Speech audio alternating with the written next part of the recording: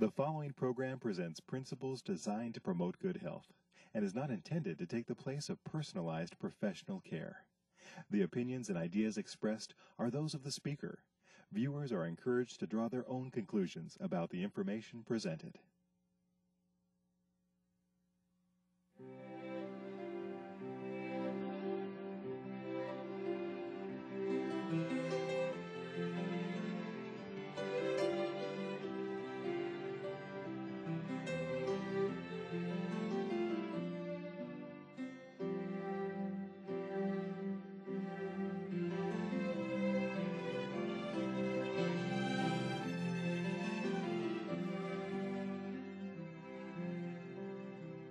Hello and welcome to Health for a Lifetime. I'm your host, Don McIntosh, and today, if you're stressed, you're watching the right program because we're going to be talking about stress and some simple solutions about how to deal with that. And talking with us about that today is Vicki Griffin. She is an author. She lectures at Michigan State University in areas of nutrition and stress. She's working on a master's degree in nutrition right now and has another master's degree. We're just glad that you're with us today, Vicki. Thank you. You also work with the Michigan Conference of Seventh-day Adventists, which is a large Adventist conference that has all kinds of members, but the impact of that conference goes far beyond Michigan, especially through different ministries like yours. And we're just glad you could be with us today. You've written a book about diet and stress. Is what you're eating you? And that kind of, forms the basis. And it's hard to cover one book in one program, but we're going to try and take a shot at some of the points here. And I think people are going to just find some really good information. So we're glad you're here. And I have some questions for you. We hear a lot about stress. And people say they're stressed out, but really, what is stress? How would you define it? Well, stress is actually a term that has been borrowed by the psychological sciences from the engineering field, and it's disequilibrium or lack of homeostasis. But I guess an easier way to put it is you're out of balance. So that is the out of balance. So when you're stressed out, you're a little unbalanced. It's also been described as the sum total of your responses to the various stressors that exist in your life. Now, you talk in your book about emotional stresses, you talk about physical stresses, you talk about chemical stresses, you talk about environmental stresses, you talk about symbolic stresses and spiritual. Right. I understood all of those except for maybe the symbolic. What's a symbolic stress? Well, a symbolic stressor is something that would elicit a stress response because of a memory. For instance, some people that are very closely associated with 9/11 may never be able to see a picture of a New York skyline without having a pretty significant stress response as a result of that. So that would be a symbolic stressor. A spiritual stressor would be guilt over wrongdoing, something along those lines. A chemical stressor could be caffeine. Large amounts of certain macronutrients could cause a stress response, high-fat feeding regimens, very large amounts of sugar, things of that nature. Drugs can be a chemical stressor. And then you have, of course, the emotional stressors and physical stressors. A physical stressor can be either specific and local, such as a bee sting or a broken arm, or it can be... That does stress people out. It does. Or you could have a non-specific general stressor, such as an autoimmune response or a fever, something along those lines. Okay, so how widespread is the problem of chronic stress? Some of these are acute stressors. Right. You're talking like a bee sting on the end of your nose. But what about chronic stress, this long-term stress? How prevalent is that? Chronic stress is very prevalent in our society today. As a matter of fact, one researcher said that the world is suffering to a large extent from generalized anxiety disorder, which I thought was interesting. But experts estimate that almost 20 million people in the United States suffer from chronic depression, stress-related, that at an annual cost of $47.3 billion a year. As a matter of fact, it's interesting that psychological factors such as stress and depression have a greater impact on healthcare costs than physical factors such as obesity, smoking, and high blood pressure combined. So stress is really stressing people out, not on just the personal level, but on the level of government and how to handle it. Yes, it is quite extensive. So what are some of the common symptoms with stress that we would normally encounter? Well, the list is long. There are the emotional symptoms that, of course, we're all familiar with, irritability, volatile emotions. And, of course, any of these symptoms can be reflective of other disorders. And so it's very important that a person that feels that they're suffering from a stress-related disorder check with their healthcare provider. But emotional stressors can include depression and agitation. Then you have physical symptoms. You can have a queasy stomach, changes in eating habits, for increased sickness and disease. There are behavioral and social effects, job absenteeism, perfectionism, ambivalence, some of these types of things. Isolation is a stressor. And prolonged stress is going to affect different people in different ways depending on the magnitude, length and timing of the stressor, what their own constitutional strengths and weaknesses are, and that their own nutritional status. Well, I mean, it's probably unrealistic to get away from all stress, isn't it?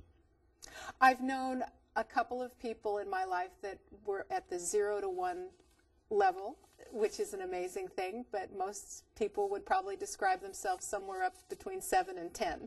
So, I mean, if you get away from all stress, you're probably dead, aren't you? Pretty close.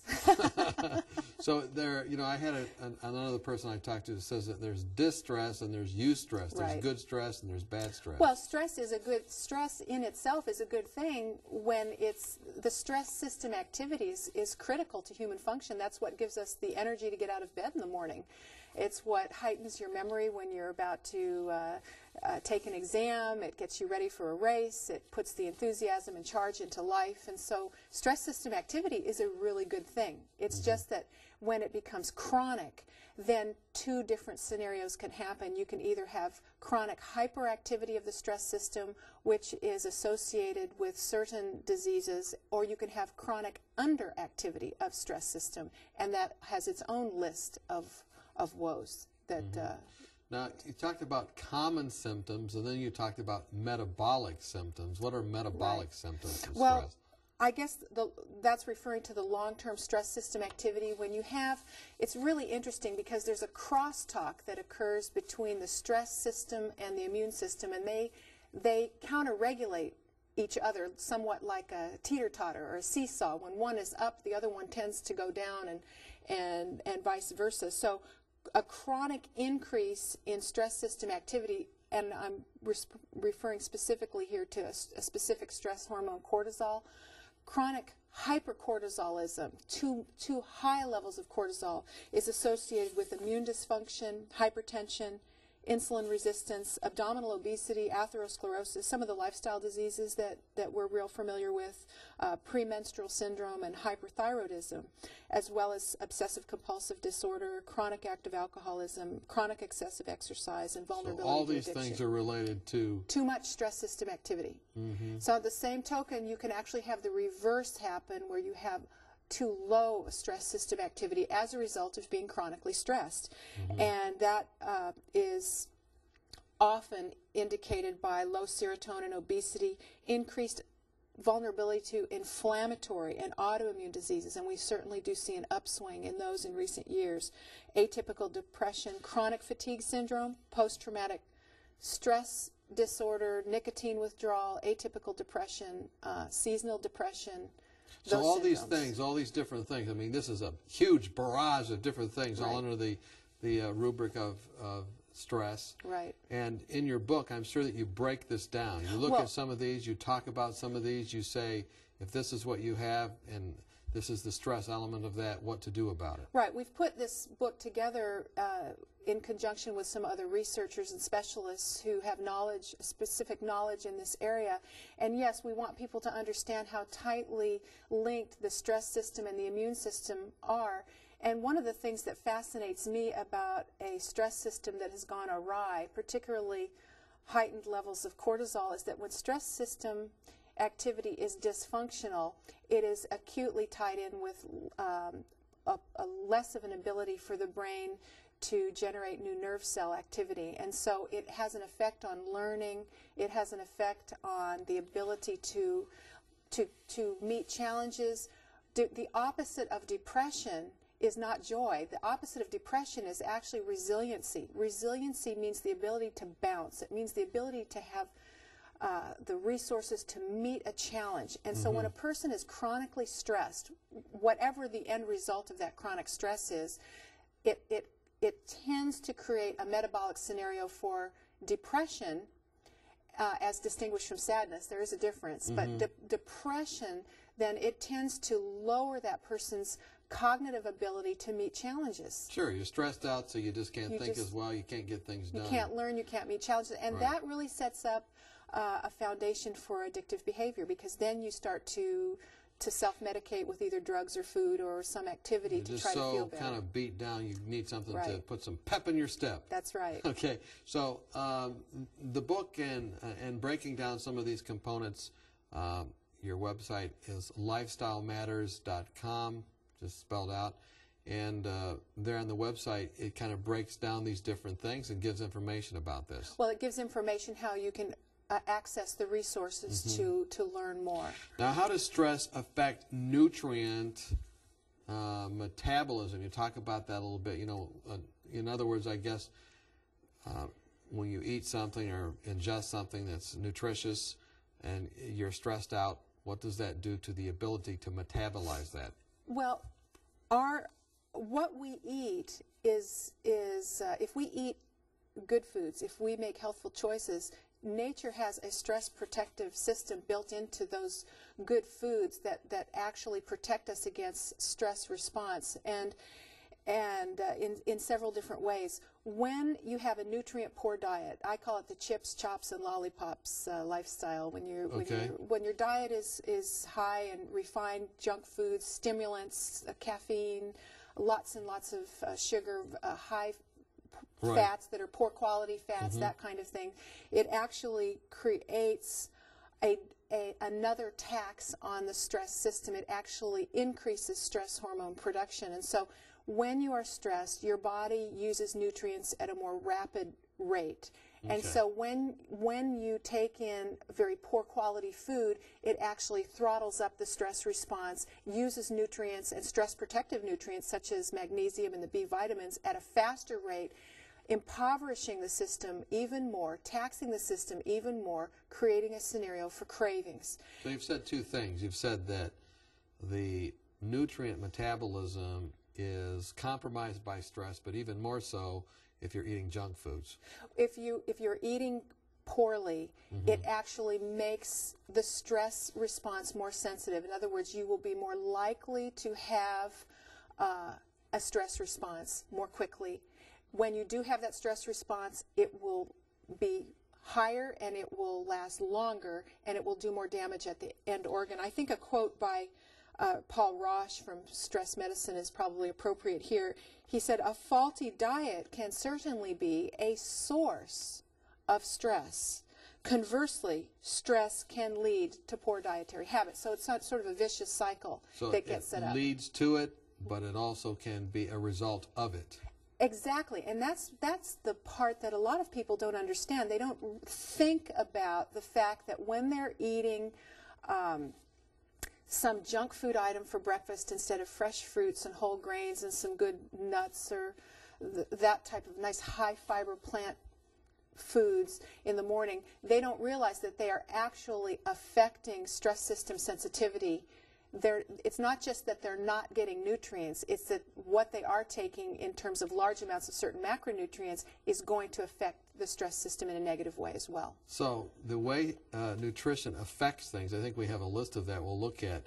It really, what you eat is important. It says here that the sensitivity of the stress response how fast triggered. the trigger goes off, yes. And then how intense the reaction is related to what you eat as well. Is that right? That's exactly right. And how much damage done to the target organ, whether it's muscles, heart, brain, all of those things, the vessels, and how long it takes for the stress hormones to return to base level. And that's a whole interesting question in itself, because studies are coming out now showing that with a high-fat feeding regimen, and we're not talking about the good healthy fats that we all want to incorporate in our diet, because fats are good things, but when we're having large amounts of saturated fats and trans fats, the heavy high-fat animal products, the fatty meats and the fatty cheeses and the chips and the trans fats that we find in the refined processed foods, when we have large amounts of those kinds of things, it actually, there's a quote from Journal of Physiology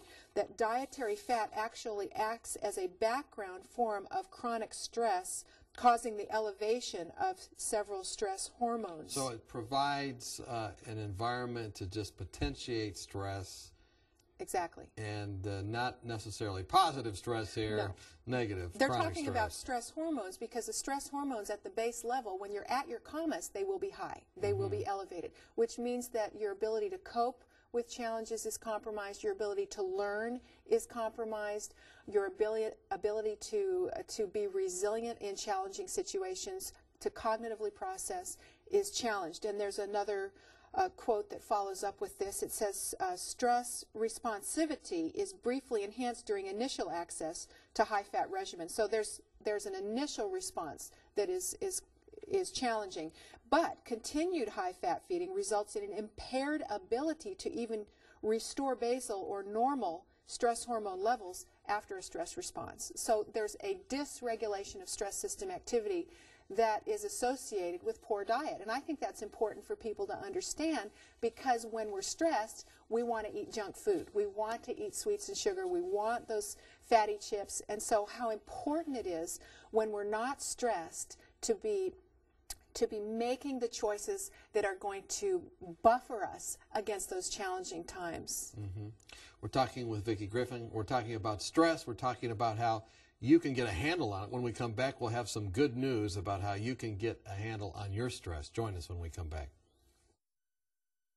Are you confused about the endless stream of new and often contradictory health information? With companies trying to sell new drugs and special interest groups paying for studies that spin the facts, where can you find a common sense approach to health? One way is to ask for your free copy of Dr. Arnott's 24 Realistic Ways to Improve Your Health. Dr. Timothy Arnott and the Lifestyle Center of America produced this helpful booklet of 24 short, practical health tips based on scientific research and the Bible that will help you live longer, happier, and healthier. For example, did you know that women who drink more water lower the risk of a heart attack? Or that 7 to 8 hours of sleep a night can minimize your risk of ever developing diabetes? Find out how to lower your blood pressure and much more. If you're looking for help, not hype, then this booklet's for you. Just log on to 3abn.org and click on free offers, or call us during regular business hours. You'll be glad you did. Welcome back. We're talking with Vicki Griffin. We're talking about stress, and we're glad that you've joined us. If you weren't with us for the first half, you may be a little more stressed out than you should be. We actually diagnosed and looked at the causes of stress. We're talking with Vicki Griffin. You are an author. We're glad you're with us. You've written a book about this, and a lot more resources in that book than we can cover today. You know, we talked about how there's chronic stress, there's good stress, but there's chronic stress and some of those relationships. And you were talking at the break about how, or just before the break, about how nutrition is kind of very integral in getting a handle on negative stressors in our lives. And, you know, you had started to click off some things, but I think we have a list that we're going to be describing a diet that would really stress anybody's system. Work us through that, and we'll look at that diet. Well, as I said, it's the chips, chops, and lollipops lifestyle. That's what we call it. And it would include a lot of highly refined junk food. 30% of Americans on any given day are eating a meal in the car. And so probably the composition of those meals is not optimal. And refined carbohydrates, the real concentrated caloric foods that are stripped of good nutrition, antioxidants, and fiber. The saturated and trans fats, the sort of stiffening fats at the cellular level, and lots of high-fat animal products combined with very little fruits and vegetables. And so if you want to be stressed out, eat these things. And then, drink some caffeine. That'll help you to be stressed. Juice up with some soft drinks and alcohol, and you'll just top it off. If you want to be stressed, you're looking, how can I stress myself out? That's the recipe. That's right. And some of and really some of these food items actually strip the body or diminish very necessary anti-stress vitamins and minerals that are there. And we have to really remember this because, for instance, magnesium is a major anti-stress mineral. It's responsible for more than 350 enzyme functions. We make our weight in little energy packets called ATP every day. Magnesium and several B vitamins are essential for that process. A high sugar, high caffeine diet just really take those out. High fat tends to cause magnesium loss, and it tends to cause disruption. When calcium levels are very, very high, it tends to cause a loss of magnesium. And so it's very, very important that we think in terms of ratios with nutrition rather than single nutrient elements. Nutrition is a three-legged stool. And what we want to optimize is absorption, utilization, and retention. Those are the three legs of that nutrition stool. And the best way to get optimal absorption of nutrients, optimal utilization, and optimal retention of good nutrients is to have them as much of the fresh food in its natural form as possible. Okay, so you're moving to what's good. Right. But we've gone through the list of what's bad, all those junk foods, chops, lollipops, and what was the other thing? Chips, chops, and lollipops. Right, and now, so we have a list here of good things. If you want to move from stressing yourself out with food to not stressing yourself out and getting yourself ready to handle whatever the day has to bring to you, this is the list, It would be a focus on plant foods, just a focus on those beautiful, rich... Lots of color. Yes, and we call the produce department the Department of Defense. Okay. So in the morning, instead of the coffee and donut, for instance, you could have a nice whole grain Strawberries, cereal. blueberries, grapes, maybe, That's what our family had this morning for breakfast, with whole grain bread and good cereal. We had some nice soy milk, and we enjoyed it very well. So lots of color, lots of variety. That's a really good... Lots of color, healthful plant varieties. Yes, not jelly beans color, but lots of plant colors, all the beautiful colors of the rainbow. Healthy plant varieties of fat, protein, complex carbohydrates we have here. And then vegetables, especially leafy green vegetables and carotenoids. Yes, the carotenoids. There's a really interesting study published in a Japanese journal. It was a Japanese study published in the Annals of the New York Academy of Science, showing that high carotenoid levels, high serum carotenoid levels, actually lower stress responsivity, stress sensitivity. So what's a carotenoid? Okay, well, people think of a beta-carotene. They think that's like the orange vegetables? Right. They'll think, well, I get my carrot juice, so I get my carotenoids. And that protects you from stress. Right. Well, there are actually more than 500 carotenoids in the plant kingdom, and so all of the beautiful, colorful orange and yellow and red vegetables are. The green vegetables are such a great source of stress protection. It lowers the sensitivity to stress responsiveness, so the triggering is lowered, and also the damage done at the end organ is lowered. That's a great thing. Whole grains, beans, legumes, fresh fruit varieties, and plant fats, and also water. Anything about any of those you want to talk about? Well, I love talking about the fatty acids. You know, FAT is not spelled BAD, and the types of fatty acids that we consume are so intimately related with our biology, because the very cellular structure of nerve cells and blood cells, the cells in our body, are tied up with the types of dietary fats that we consume. And so if we consume stiffening fats, those cells tend to be less permeable, less electric, less conductive. But when you have these healthy plant fats that we find in the olives and olive oil and avocados and nuts are 65% monounsaturated fat. When we enjoy those great fats, I enjoy using some canola oil or soy oil as a good source of omega-3 fatty acids, but you can also get those omega-3s in the flax seed and walnuts. And so when you enjoy those, they're flexible fats, and you're going to be a flexible person. Well, they are actually, there's a linear relationship with clinical depression and higher amounts of those saturated fats. When the cellular structures begin to they reconfigure with these more flexible fats, there are lower levels of impulsivity. Not that diet cures everything, right, but it makes a difference. So you can have your brittle fats, and you're going to be a brittle person, and you could have your more relaxed. Hey, that's interesting. We want a diet that makes us strong and supple, not stiff. Okay, why is it important to control stress? What are some of the reasons? I mean, we're talking about it, and lots of people probably already have an idea, but I think we have a list to look at. Well, I think one of the most important reasons that I try to control stress in my life, and I'm one of these people that's naturally kind of a high-stress person, but really?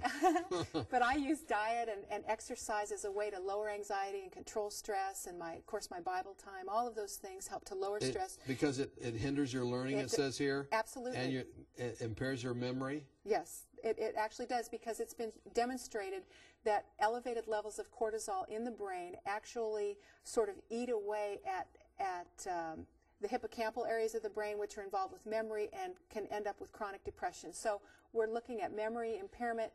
Under high stress, chronic high stress, new nerve cell generation does not take place in the brain. So you got to be unstressed if you're going to learn and if you're going to remember things. Yes. And you want to control it because you don't want to develop chronic depression, and then also physical disease. That makes sense. Emotional deterioration and loss of resiliency. Yes, depression is a loss of resiliency. And we have to remember, too, that there are a lot of stressors that we can't do anything about in our lives.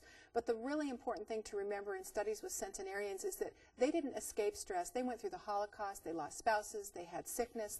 They had many challenges. But it's the way in which they approached and thought about those circumstances that made the difference. Now, a quick summary here. I just want to look at really 8 things real quickly here. What important ways to manage stress you have. Yes. And you have exercise, you have water, you have a balanced schedule, you have rest, relationships, and trust in God. We just looked at it on the screen, but let's talk about it a little bit as we're closing up. When I exercise, I do so because I know, I know that exercise has been called the greatest anti-anxiogenic remedy in existence. And what that means is that it lowers anxiety. A 10-minute walk can boost mood or improve mood for 1 hour. And so I really utilize this as a tool in my life. I imagine that, all of these other things are covered in your book in detail. Yes. And you've written an excellent book. All of this information can be accessed by going to your website, lifestylematters.com. You can figure out how to access this. But one last thing, what about trust in God? What does that have to do with stress reduction? Well, we spend a lot of time praying for God to remove obstacles and problems in our lives. But for one thing that the Lord prayed, he said, I pray not that thou remove them out of the world, but that thou keep them from evil. And Paul said, we are troubled on every side, yet not distressed. So God has given us a lifestyle with his comfort and the aid of his Spirit to help to grow a more resilient personality, an ability to meet challenges. Lifestyle is a very real part of his protective package for us. We've been talking with Vicki Griffin. Thanks for being with us, and thank you for being with us, and we hope that you have health as a result that lasts for a lifetime.